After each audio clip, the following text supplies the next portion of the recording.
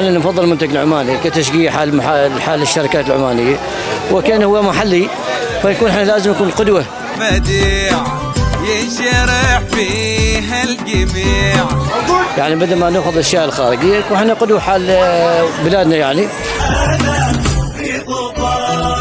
ونساعد المنتجات يعني سواء صفا اي منتج يكون عماني لازم احنا نساهم فيه ونساعد فيه ونشجع فيه يعني في الشريه في هذه الامور يعني. دجاج الصفا دائما نستخدمه تقريبا. ما شاء الله الدجاج جدا فريش واموره طيبه وما في اي زفر ولا اي شيء. نعم نستخدمه هو الوحيد يعني، نستخدمه وما شاء الله طيب دياي طيب ما شاء الله جميل وطيب ونستخدمه بالضمان يعني. ما لا الان سويته مقابله معه، لا نستخدمه هو بالذات. هذا منتج اسلام.